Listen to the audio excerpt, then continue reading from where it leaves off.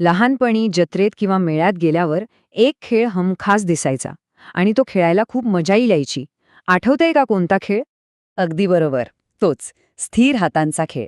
एका वाकड्या तिकड्या तारेला जराही स्पर्श न करता एक आकडी एका टोकापासून दुसऱ्या टोकापर्यंत न्यायची. पण गंमत म्हणजे हा फक्त एक खेळ नाहीये. ह्याच्यामागे विजेचा एक अगदी मूलभूत सिद्धांत काम करतो.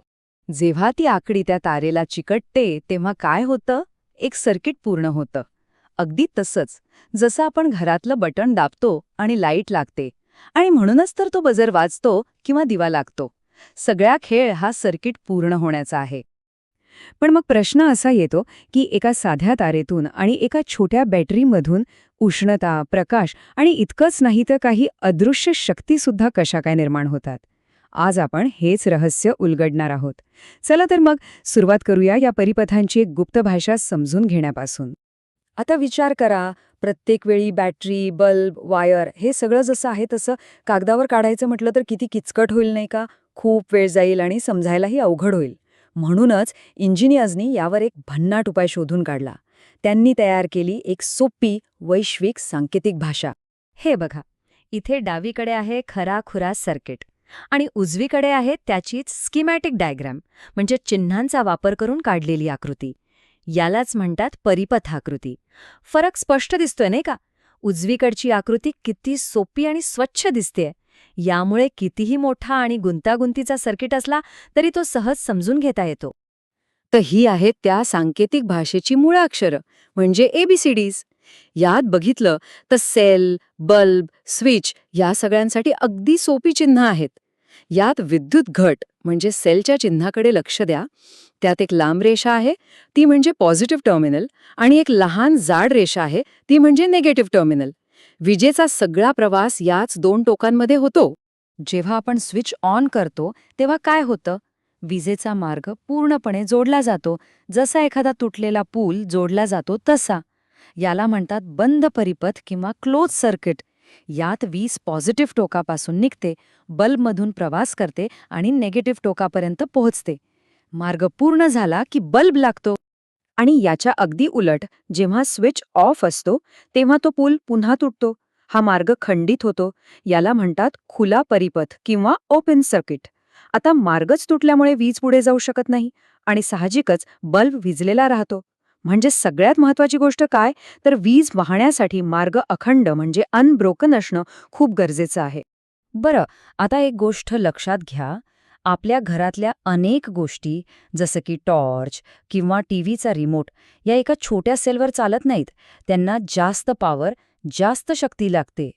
मग ही जास्त शक्ती कुठून आणायची? सोपं आहे. 2 किंवा अधिक सेल एकत्र जोडायचे आणि या जोडणीलाच आपण बॅटरी म्हणतो. पण इथे एक नियम पाळणं खूप महत्वाचं आहे. एका सेलचं पॉझिटिव्ह टोक दुसऱ्या सेलच्या निगेटिव्ह टोकाला जोडायचं. असं केल्याने काय होतं की विजेचा प्रवाह एकाच दिशेने अधिक ताकदीने वाहतो. पण जर ही जोडणी चुकली, म्हणजे पॉझिटिव्हला पॉझिटिव्ह जोडलं, तर बॅटरी कामच करणार नाही. आपल्या आजूबाजूला अशी बॅटरीवर चालणारी कितीतरी उपकरणं आहेत. टॉर्च, टीव्हीचा रिमोट, लहान मुलांची खेळणी, रेडिओ, ट्रान्झिस्टर, या सगळ्यांना जास्त पॉवर लागते. आणि ही पॉवर त्यांना मिळते एकापेक्षा जास्त सेल एकत्र जोडून बनवलेल्या बॅटरीमधून. ठीक आहे, तर आता आपण विजेच्या 2 मोठ्या शक्तींपैकी पहिल्या शक्तीकडे वळूया. ती म्हणजे उष्णता.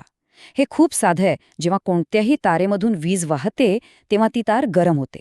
यालाच म्हणतात विद्युत प्रवाहाचा औष्णिक परिणाम किंवा हीटिंग इफेक्ट. याचं एक जबरदस्त उदाहरण म्हणजे आपल्या घरातला इलेक्ट्रिक हीटर.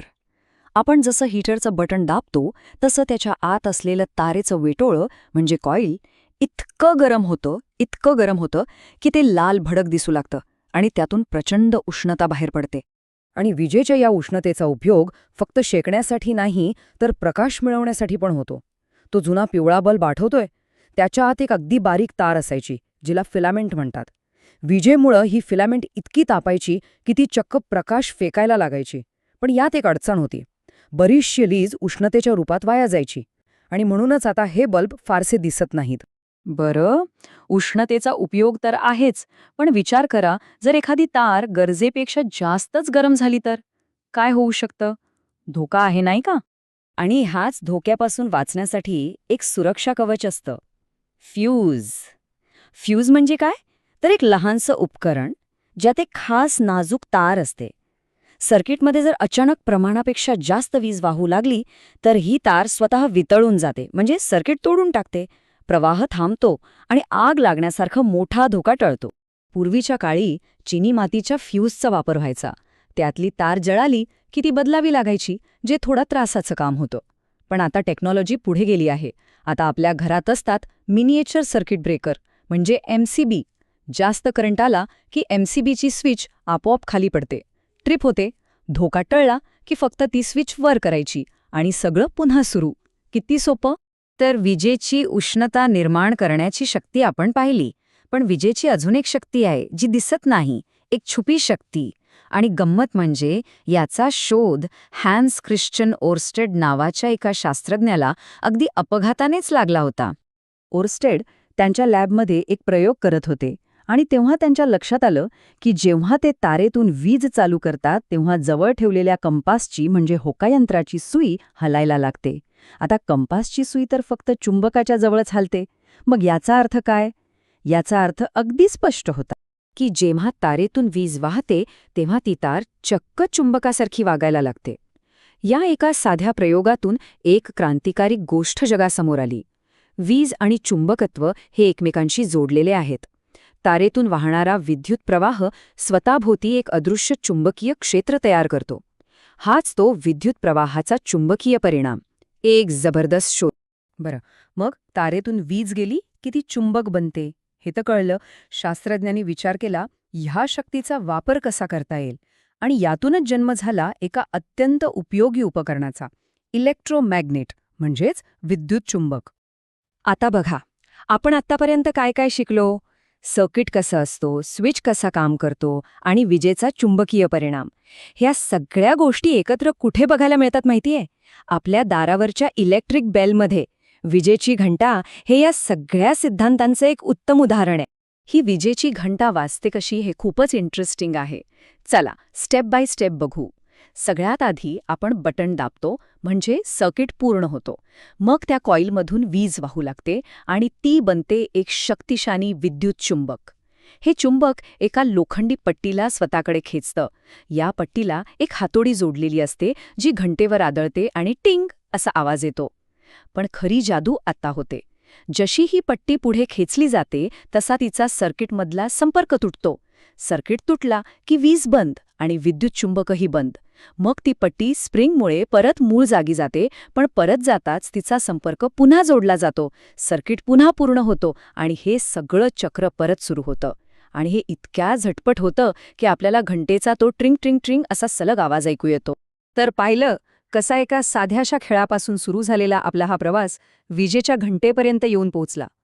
उष्णता आणि चुंबकत्व, विजेच्या ह्याच दोन मूलभूत शक्तींवर आपल्या आजूबाजूची असंख्य उपकरणं चालतात. त्यामुळे पुढच्या वेळी जेव्हा एखादं बटण दाबलं जाईल तेव्हा क्षणभर थांबा आणि विचार करा, त्या एका क्लिकमागे दडलेले हे विज्ञान किती अद्भुत आहे.